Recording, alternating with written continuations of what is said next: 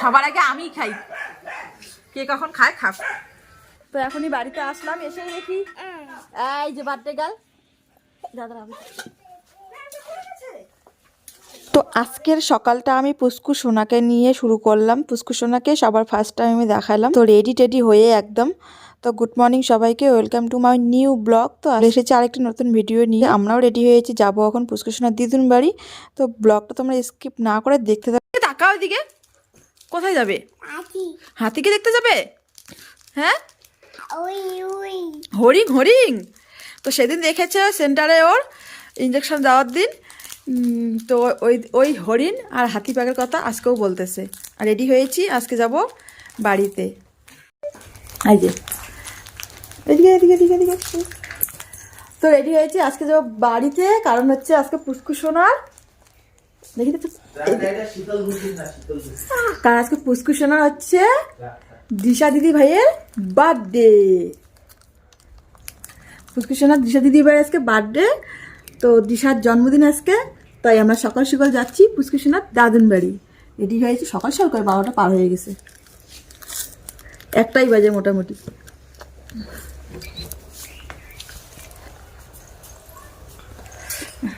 আমাদের রেডি হয়েছি, কিন্তু ওর কিন্তু হয়নি। দেখো আমরা কিন্তু হয়েছি, কিন্তু ও হয় নাই। ভাবা যায়, ও হচ্ছে মেয়ে মানুষ। আমি এতক্ষণ ছেলেকে নিয়েছিলাম বসে। ছেলেকে নিয়েছিলাম, ছেলেকে নিয়ে না থাকলে তুমি রেডি হইতে পারো।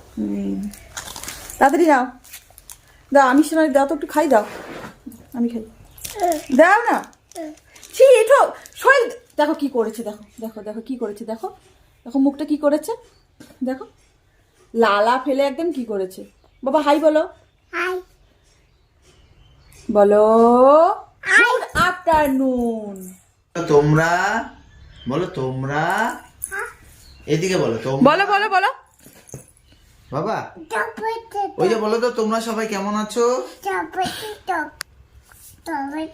এদিকে কথা বলো, বলো কথা বলো। চকো দাও শোনা, চকো দাও তো সবাইকে খেতে, চকো দাও। এই যে এখানে এখানে চকো খেতে, মোবাইলে দাও, চকো দাও।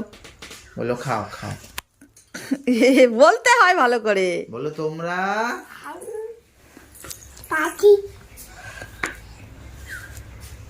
এই যে দেখো ব্যাগপত্র গোছানো হয়েছে, এই ব্যাগটার মধ্যেই নিয়ে যাই। ছিঁড়ে গিয়েছেন এতবার, মানে টানাটানি পরে পুচকুসোনার সব জামা কাপড় এখানে একদম ছিঁড়ে গিয়েছে।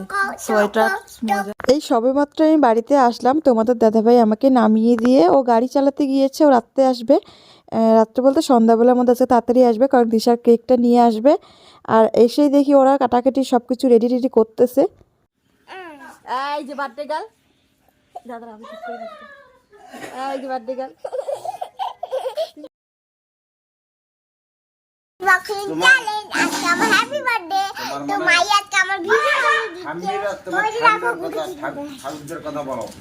ওরে বাপ, আজকে বার্থডে ব্লগটা দিশা স্টার্ট করুক। আর আমার ছেলে একটাই করে, ও হচ্ছে দাদুন বাড়ি গেলে জুতা পরে মন্দিরে ঢুকে যায়। এতবার বকা দিয়ে ও শোনেই না, তো বাচ্চা তো বুঝতেই পারছি, বোঝেই না। তো এসেই দেখো একদম ও দিদুনকে জ্বালাতন করতেছে।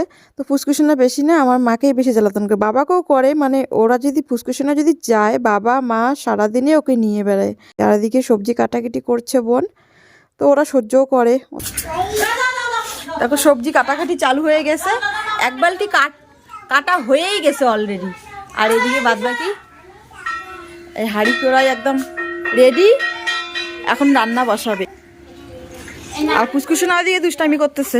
এই যে সবজি কাটা হয়ে গেছে, আরো কাটাকাটি করছে, তাই না? তো পরে এবার দেখা হবে। তো এইদিকে মা সবজি বসিয়েছে, তো বিকালের দিকে রান্নাটা বসিয়েছে। তো আমাদের যেহেতু গ্রামে বাড়ি, গ্রামের লোকজন একটু সন্ধ্যার মধ্যে, মানে এদের নিয়ম হচ্ছে 7টা 8টার দিকে ওরা চলে আসে, মানে তাড়াতাড়ি ঘুমায়। এর জন্য মা ভাবতেছে যে না বসিয়ে দিই, রান্নাবান্না করতে তো সময় লাগবে। আর এদিকে বোন দেখো 1 গামলা আটা নিয়েছে, আটাগুলো হবে তো লুচি হবে। এর জন্য বোন ওগুলো ময়ম করতেছে, আবার আটাগুলো ওই সব কিছু করেছে। আর মা শুধু পরে ভাজাভুজি করেছে, সবাই মিলে মিশে করেছে, তো তাড়াতাড়ি হয়েছে। আর মা খিচুড়ি সবজিটা রান্না আগেই করে নিয়েছে।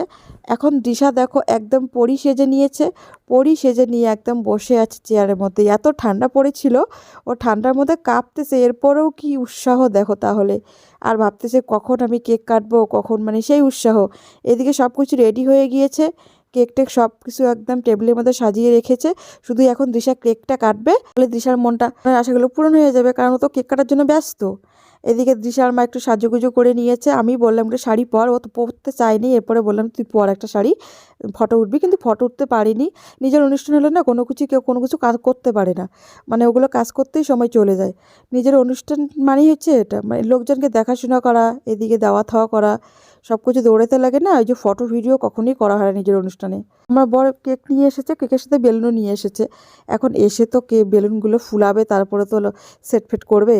এর জন্য সেট করতেছে, তাই একটু লেট হয়েছে। তা মোটামুটি 8টার কাছাকাছি, রাত্রি 8টা হয়েছে। আর রাত্রি 8টা হয়েছে, এরপরও নাকি এদিকের লোকগুলো নাকি অনেক রাত্রি হয়েছে এরকম করে বলছে। যা ছাগলি যা, ওই পিছে সেট কর, দীপ্তি কর, দীপ্তি কখনো কিভাবে কিছু লোক আছে সন্ধ্যা 7টা 7:30টার মধ্যে ঘুমিয়ে পড়ে।